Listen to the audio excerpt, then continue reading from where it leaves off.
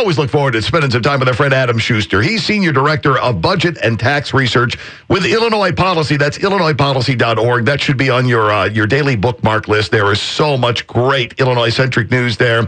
And one of the things that I love best about Illinois Policy is, they're quick with the critique, but even quicker with offering up solutions for that which they are critiquing. And Adam is the master of that, and he's got a great piece out, and we're going to cover some of that as well. Adam, good morning to you. Morning, Riley. Thanks for all the nice words. How are you doing? I'm doing very, very well. Last time we talked, I believe, was Election Day. And we talked a little bit about how the progressive tax was really, really, really a bad idea for Illinois. And, it looks like that message took with a lot of people. You're absolutely spot on. I think, it lost by nearly 7 percentage points when all the votes were finally tallied. It fell far short of receiving the supermajority approval it needed from the voters of Illinois. And I think that, the message that this was going to be bad for the working class, that it was going to lead to eventual tax hikes on the middle class, that it was going to hike taxes on small businesses, open the door to future tax hikes on retirees. I think the people of Illinois really realized that this amendment was not just about, hiking taxes on rich people, that it was sort of Pandora's box for future taxation. And they didn't trust Illinois politicians who have, over the last 2 decades, spent us into, one of the biggest debt burdens in the country and saddled taxpayers with ever-increasing taxes for no better services in return. And you bring all those factors together, plus a new corruption scandal with Mike Madigan at the center, and the people of Illinois finally stood up to our politicians, demanded a break from the status quo, and said it's enough of treating taxpayers like a bottomless piggy bank. The piggy bank is closed. It's time for new ideas. And I want to say thank you to you and all of your listeners who worked so hard, I'm sure, to spread the word and inform your friends and your family members and your listeners. And that's the way that this got done. Yeah, I talked to somebody shortly thereafter and said, I listened to you and Adam talking about this, and when he broke it all down, I hadn't paid much attention, went and read a bunch of the stuff, and he goes, I kind of went with the idea of, I trusted them in the past to do the right thing. They've never done it. Why would I think they're going to do the right thing now? Exactly, and that's the right way to think about it is, have they kept their promises in the past? Have they shown themselves to be good stewards of taxpayer dollars who spend their money wisely and are capable of balancing a budget and all those things? And so the answer to all of them is no. I mean, our politicians have repeatedly broken their promises, whether you want to talk about, the tollways being temporary, tax hikes in 1989 and 2011 that were supposed to be temporary that were made permanent. The idea that lottery money would go to fund education, which turned out to be nothing but a lie and a misdirection to sort of get it through.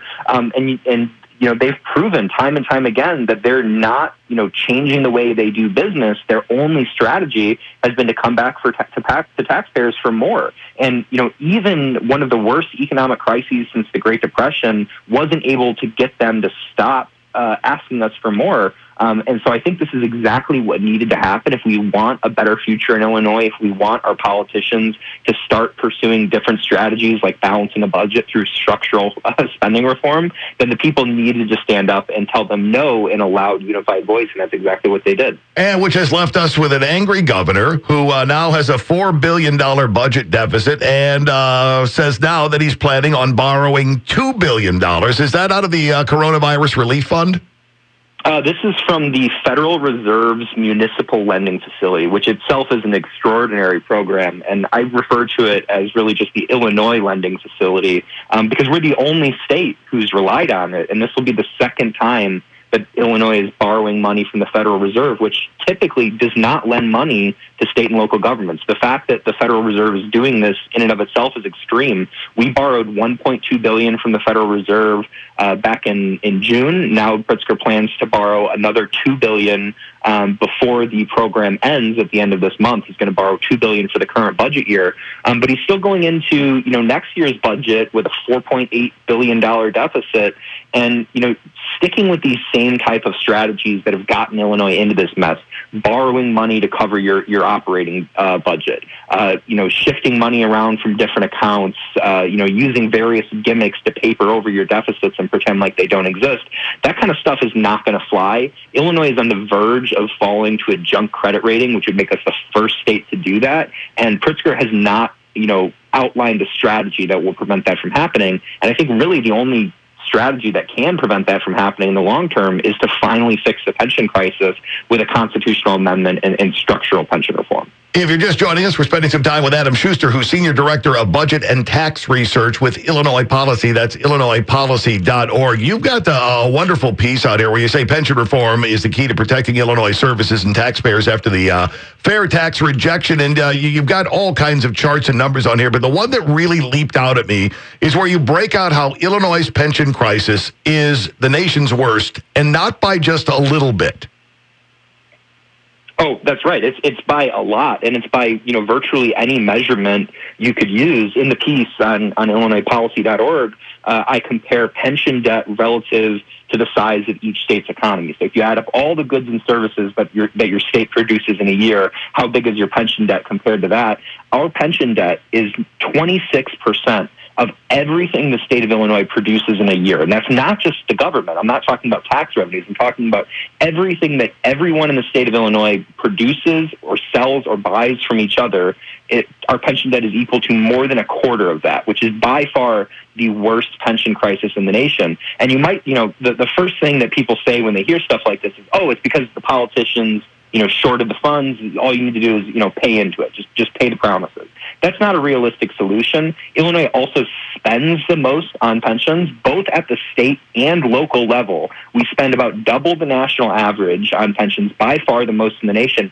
And believe it or not, despite that, we also have the biggest gap between what we're currently paying and what we would need to pay to fully fund the system and actually get rid of the debt without some type of benefit reform. So there is no way to get out of this just by throwing more money at this black hole. And doing that is going to mean continued cuts to vital services, including services like public health that people, very much need during a pandemic. It's going to mean, further property tax hikes, further income tax hikes, and the problem still won't be solved. So it's time that our politicians, stop ignoring the problem, stop ignoring the anchor that's pulling Illinois down, and finally, give us the opportunity that we deserve, which is the opportunity to vote on a constitutional amendment to allow real pension reform. And we can do that in a way that's fair and balanced and reasonably protects the retirement security of our public workers and still leaves them with very generous pensions, but we can't keep going the way we're going.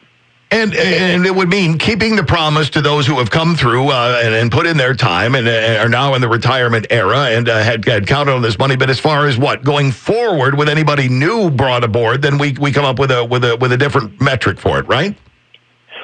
Well, similar. So it would change some of the benefits for current workers and retirees, but the distinction we want to draw is the distinction that's drawn at the federal level through what's called the anti-cutback rule. That's the rule that they use to regulate private sector pensions, and it's the rule that exists in the vast majority of other states. So Illinois has this very unique type of legal protection where the Constitution not only prevents cuts to already earned benefits for work already performed, it also prevents them from slowing the future growth rate in benefits, even for work that hasn't been performed yet, which is, it's a pair of fiscal handcuffs on our mayors and on our governors and our state lawmakers, and it saddles them with this huge financial burden and gives them really, no opportunity to pay it off. So what we want to do is amend the Constitution so that every dollar earned to date is still protected. Nobody sees the size of their cut actually, or their check actually cut rather, but what they would see is things like their cost of living increase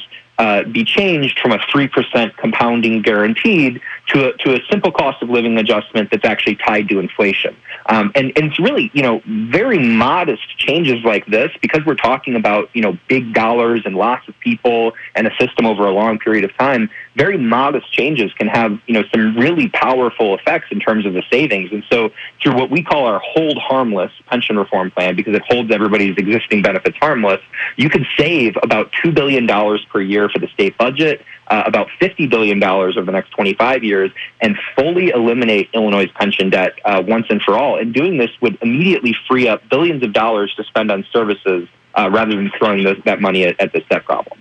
And it sounds like something, as you outlined it in the piece as well, that I don't know why there would be resistance to it other than, there would be some marshaled resistance. But at the same time, why you wouldn't go along these lines instead of, and you'd be the perfect person to answer this one. The governor says he's considering supporting a hike in the flat tax by up to 20%. Right. Yeah. I mean, and that's just the wrong strategy. It's going to be devastating to people to hike the flat tax in the midst of an ongoing pandemic and, government shutdown orders that are still shuttering restaurants and small businesses. And, Illinois' unemployment rate is significantly higher and recovering more slowly than in other states. And a lot of that has to do with our bad economic policy. But even threatening a tax hike, even talking about one at this time is economically harmful, because you're making people worried that not only are they having all these other challenges they have to deal with, but they're also going to have to fork out more money to the state government next year. But the good news is that because voters, shot down the fair tax, it's going to be very politically difficult for the governor to push through, a 20% increase in the flat tax, and that's because it's a protection. It means all taxpayers stick together, and if you want to come after one of us, you have to come after all of us. That makes it politically more difficult to raise taxes. And, I encourage people, it's never too early to start. Call your lawmakers, call your state senator, call your state representative, and tell them, I want pension reform, not more tax hikes. Yeah, and, be pleasant, be nice, but make sure that your point comes across very clearly where you stand on this issue. I wish we had a lot more time, because there's a lot more to get into. You guys get over to illinoispolicy.org and check out Adam's piece, A Pension Reform Key to Protecting Illinois Services and Taxpayers After Fair Tax Rejection. It's wonderfully written. It's put together beautifully, as it always is, by Adam and the great people at Illinois Policy. Adam, thanks for the information. Thanks for the time. We'll look forward to getting together again real soon. Absolutely. Thanks a lot, Riley. We appreciate it. There's Adam Schuster, Senior Director, Budget and Tax Research with Illinois Policy.